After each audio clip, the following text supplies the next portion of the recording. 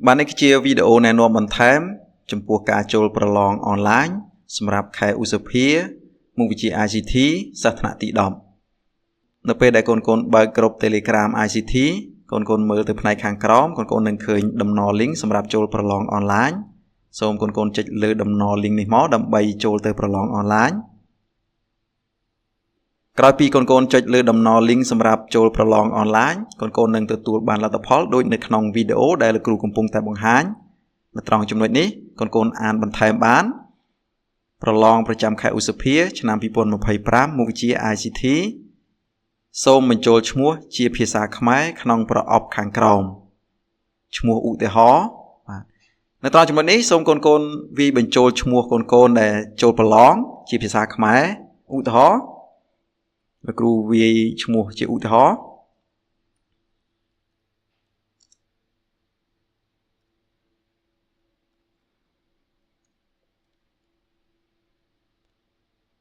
ក្រោយពីកូនបញ្ចូលឈ្មោះរួចរាល់អស់ហើយសូមកូនចុច start នៅត្រង់ចំណុចនេះចុច start មករងចាំបន្តិចបន្តមកទៀតសូមកូនជ្រើសរើសភេទឧទាហរណ៍កូនជាភេទស្រីកូនរើសយកស្រីបើកូនជាភេទប្រុសកូនរើសយកប្រុសបន្តមកទៀតជាសិស្សថ្នាក់ទី10កូនរៀននៅថ្នាក់ទី10កឬក៏10ខកូនជ្រើសមកបាទឧទាហរណ៍សិស្សនេះក៏រៀននៅថ្នាក់ទី10កយើងរើសយក10កតមកទៀតយើងចាប់ផ្ដើមធ្វើការឆ្លើយសំណួរខាងក្រោមតើកុំព្យូទ័របែងចែកជាប៉ុន្មានផ្នែកសំខាន់ឧទាហរណ៍ជា3ផ្នែកឬក៏2ផ្នែកកូនជ្រើសរើសទៅកូនធ្វើការជ្រើសរើសចម្លើយណាមួយដែលកូនគិតថាត្រឹមត្រូវហើយសំណួរមួយនេះទទួលបាន5ពិន្ទុបាទសូមបញ្ជាក់ថានេះជាការឧទាហរណ៍ទេដល់ពេលសំណួរជាក់ស្ដែងមានច្រើនជាងនេះតមកទៀតនៅក្នុង Microsoft Word Control បូកនឹងអក្សរ O ស្មើនឹងចុច5ពិន្ទុកូនមើលមកជាក់ស្ដែងថាតើ Control អក្សរ O យើងប្រើសម្រាប់ធ្វើអីឧទាហរណ៍យើងប្រើសម្រាប់បើកឯកសារកូនធីកយកកន្លែងនេះមកហើយកូនពិនិត្យមើលម្ដងហើយម្ដងទៀតកន្លែងលោមានសំណួរណាមួយដែលកូនភ្លេចឆ្លើយក្រោយពីពិនិត្យចប់សពគ្រប់អស់ហើយកូនគ្រាន់តែចុច submit នេះមកជាការស្រេចចំពោះនាទីដំណើរការនៅខាងក្រោមនេះរយៈពេលដែលយើងត្រូវចូលប្រឡង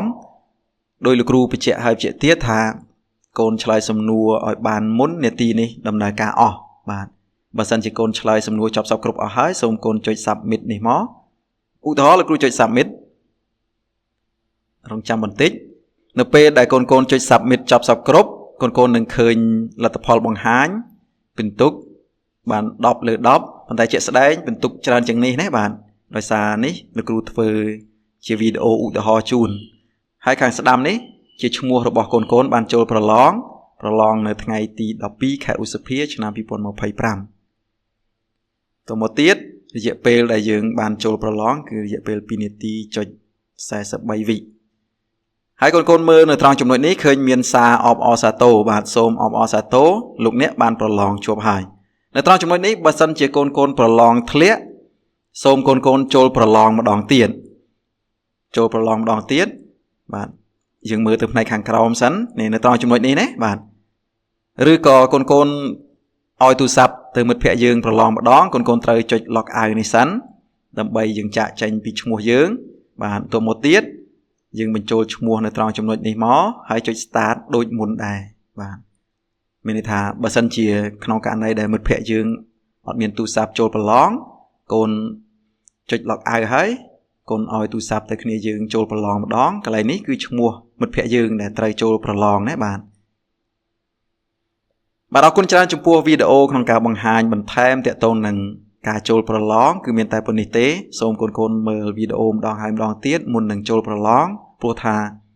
នៅពេលដែលកូនចុច start ចូលប្រឡងហើយនាទីនឹងចាប់ផ្ដើមដំណើរការកូនធ្វើយ៉ាងម៉េចឆ្លើយសំណួរឲ្យបានគ្រប់សំណួរទាំងអស់ហើយ submit ឲ្យបានមុននាទីដំណើរការអស់បាទអរគុណច្រើនជួបគ្នានៅវីដេអូក្រោយបន្តទៀត